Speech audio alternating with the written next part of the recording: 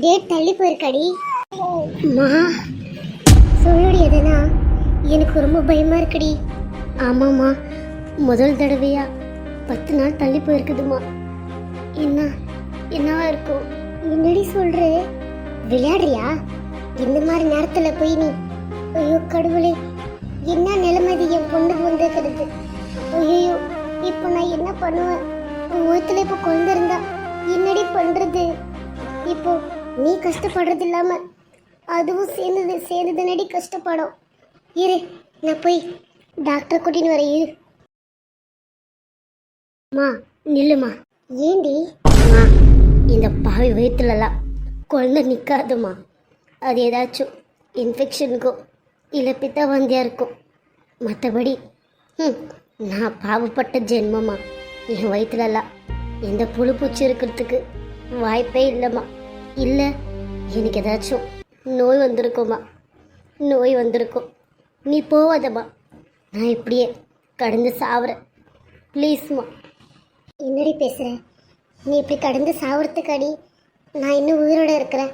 இங்கே பார்த்து ரிஷா, என்னவோ என் மனசுக்கு சரியாக படலை. ஒரே ஒரு தடவை கடவுள் மேலே பார்த்து போட்டு நம்ம டாக்டர்கிட்ட காமிக்கலாம். நீ கூட வர தேவையில்லை, இங்கே தான் இருக்கிறாரு. நான் போய் இங்கே கூட்டிகிட்டு வரேன். அவர் என்ன சொல்கிறாருன்னு பார்க்கலாமே. என்னம்மா? வேணாம்மா, அவர் எப்படியும் இல்லைன்னு தாம்மா சொல்லுவார். சும்மா நான் இப்போவே ரொம்ப அசிங்கப்பட்டு நொந்து நூலாக இருக்கம்மா. இதில் நீ வேற என்ன நோவு அடிக்காதம்மா, ப்ளீஸ்மா. இங்கே பார்த்து ரிஷா, இத்தனை நாளும் அம்மாக்காக நீ எதுவுமே பண்ணதில்லை. இது ஒன்று மட்டும் எனக்காக கொஞ்சம் பொறுத்துக்கோடி, சரியா? அப்படி இல்லையா, உன் வாமிட் ஆகுதில்ல, அதுக்கு ஏதாச்சும் மருந்து வாங்கிக்கலாம், சரியா? என்னவோ பண்ணுமா, நீ பேச்சு கேட்க மாட்ட, என்னை அசிங்கப்படுத்து ஓ. என்ன இது? அம்மா வயிற்றில் குழந்தை இருக்குன்னு சொல்கிறாங்களே. அப்படி ஏதாச்சும் இருந்துச்சுன்னா எனக்கு கண்டிப்பாக அந்த குழந்தை வேணாம். நான் கழிச்சிடுவேன். ஏன்னா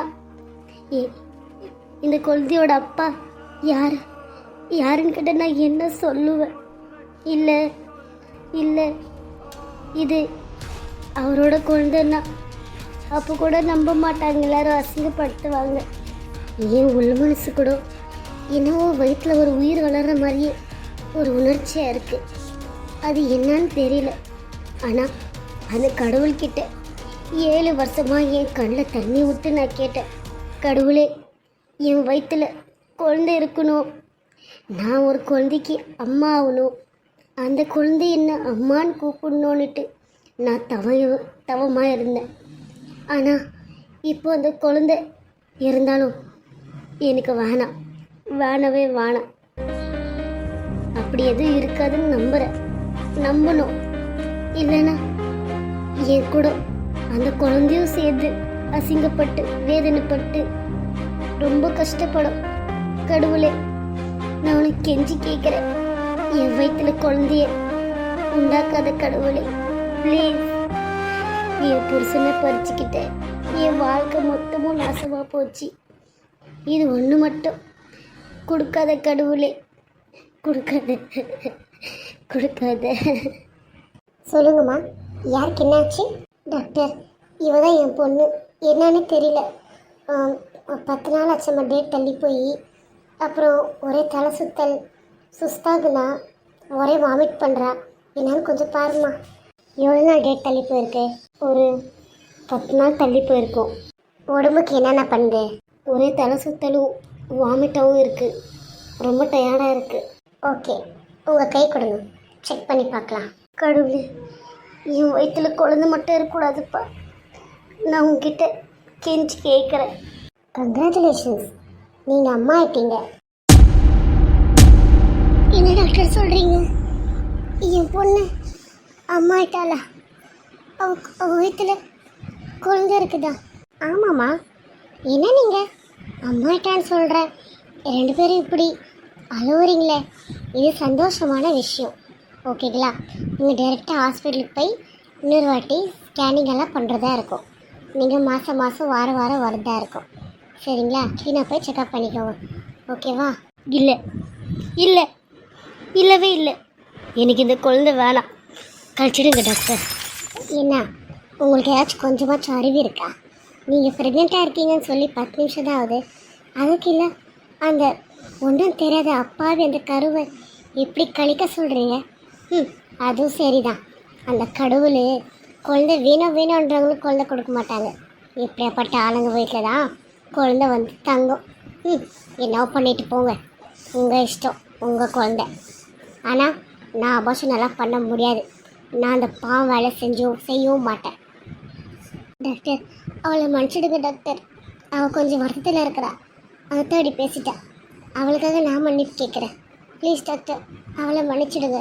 என்னவே வருத்தம் இருந்தாலும் இப்படி கருவை கழிக்க சொல்கிறது தப்பு இல்லையா? இங்கே பாருங்கம்மா, புத்தி சொல்லி குழந்தை பெற்றுக்க சொல்லுங்கள். இதெல்லாம் மகா பாவம். நான் வரேன். எவ்வளோ மேடம் ஃபீஸு? எனக்கு ஃபீஸுக்கு இது வேணாம், தேவையில்லை, நான் கிளம்புறேன்.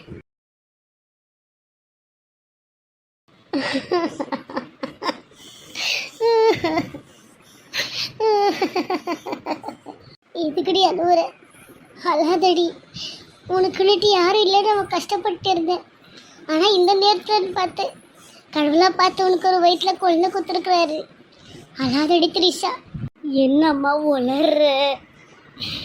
என் கூட சேர்ந்து அந்த குழந்தையும் கஷ்டப்பட போகுதுன்னு நினச்சாதாம்மா ரொம்ப கஷ்டமாக இருக்குது. அது மட்டும் இல்லைம்மா, அந்த டாக்டர் சொல்கிறது பார்த்தியா, குழந்தை வேணும்னு சொல்கிறவங்களுக்கு குழந்தை நிற்கிறது இல்லையா? நான் வேணான்னு சொல்கிறேன்னா எனக்கு நின்றுச்சான். 7 வருஷமாக இந்த குழந்தை தினமாக நான் கேட்டுட்டு இருந்தேன். என்னம்மா எனக்கு வந்த கஷ்டம் சோதனை. இப்போ தான் இந்த குழந்தை நிற்கிடுமா? அட கடவுளே, நீ என்ன பண்ண காத்துக்கிட்டு கிடக்குற சாமி? நான் என்ன பாவம் செஞ்சேன்? என் வயிற்றில் இருக்கிற குழந்தை என்ன பாவம் பண்ணுச்சு?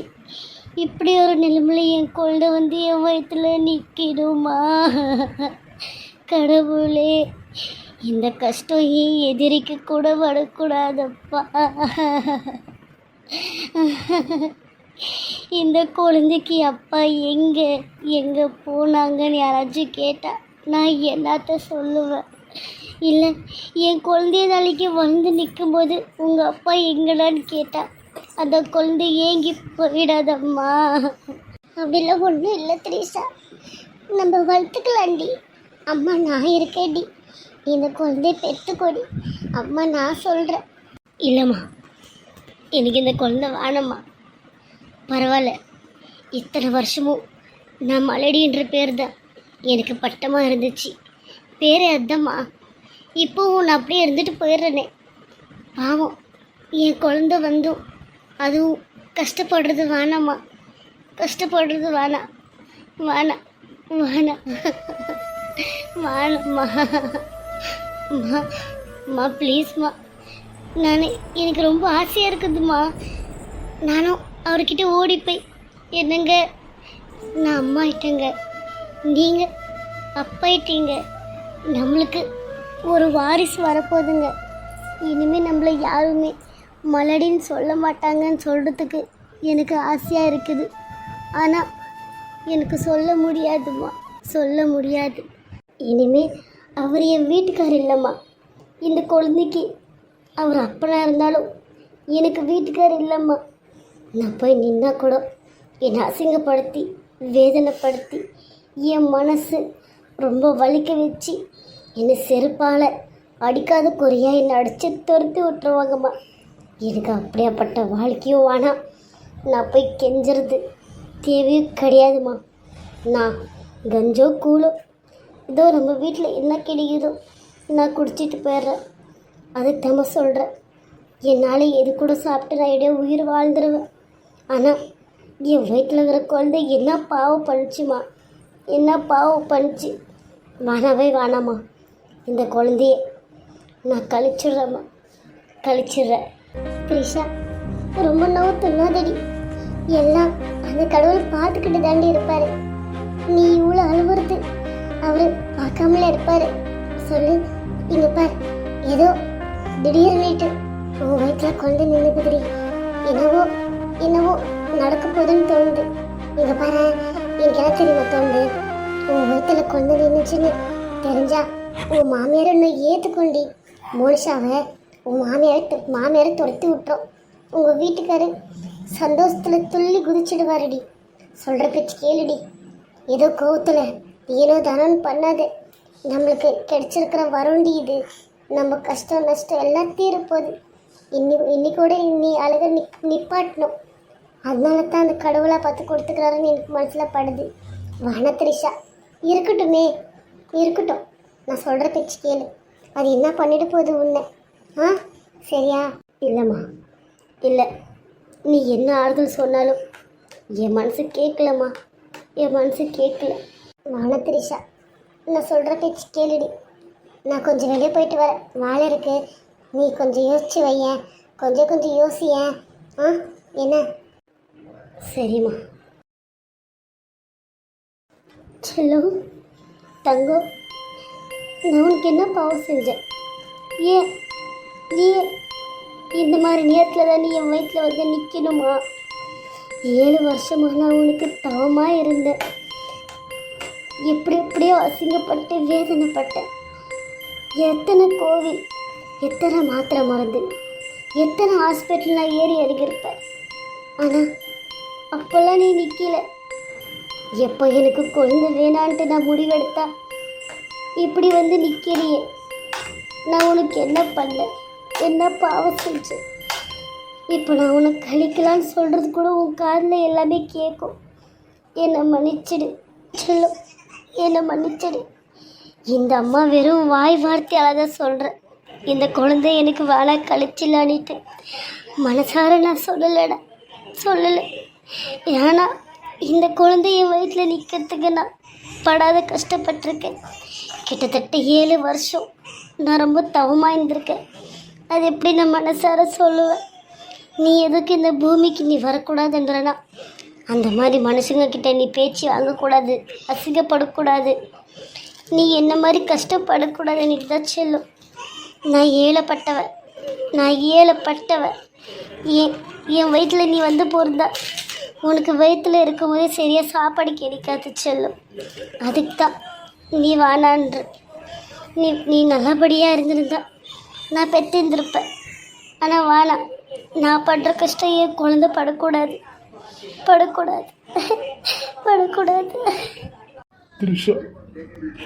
த்ரிஷா என்னை மன்னிச்சிடு. த்ரிஷா என்னை மன்னிச்சிடுமா. என்ன ஒன்றும் பார்க்காத மாதிரி இந்த மாதிரி ஒரு நிலைமையில் பண்ணிட்டாங்க. என்னை மன்னிச்சிடுமா. என்னன்னு தெரியல, இன்னைக்கு மொத்த நாளும் உன் ஞாபகமாகவே இருக்கு. உன்னை எப்படியாச்சும் எனக்கு பார்க்கறதுக்கு ஒரு சான்ஸ் கிடைச்சாலும் நான் ஓடி வந்துடுவேன். என்னன்னு தெரியல, ரொம்ப ஞாபகமாகவே இருக்கு. த்ரிஷா நீ எப்படி இந்த ரூம்ல? ஆமாம், கீழே மோனிஷா கிடைக்கல. ஆமாம் த்ரிஷா, நான் உடனே சொல்லணும். த்ரிஷா என்னை மன்னிச்சிடு. த்ரிஷா நான் மோனிஷா கழுத்து தாலி கட்டவே இல்லை. அம்மாவும் அவளும் வற்புறுத்தி என்னை பிளாக்மெயில் பண்ணி தாலி கட்டி வச்சுட்டாங்க. இப்போ சொல்கிற த்ரிஷா, என் மனசு முழுக்க நீ மட்டும்தான் இருக்கு. நீ மட்டும்தான் இருப்ப. இங்கே பார் த்ரிஷா, என்னால் எதுவும் பண்ண முடியல. உன்னை ஹாஸ்பிட்டலில் அட்மிட் பண்ணியிருக்கும் போது உன்னை கொலை பண்ணிடுறேன்னு சொல்லி நம்ப வச்சு என்னை பிளாக்மெயில் பண்ணி அவள் கழுத்தில் தாலி கட்டி வச்சுக்கிட்டா. இன்னொன்று த்ரிஷா, என் சொண்டு வரலும் கூட அவன் மேலே படல. த்ரிஷா என்னை நம்பு, நான் உன்னை ஏமாற்ற மாட்டேன். த்ரிஷா. மாமா. என்ன த்ரிஷா, நீ என்னை மாமான்னு கூப்பிடவே மாட்டேன், மாமான்னு கூப்பிடுற? சரி நீயா? என் த்ரிஷா எங்கே போனா? த்ரிஷாவா? த்ரிஷா எப்படி மாமா நீங்கள் இருக்கிற இடத்துல வருவா? இந்த ரூமில் என்னை மாரி ஒரு கொசு கூட வர முடியாது மாமா.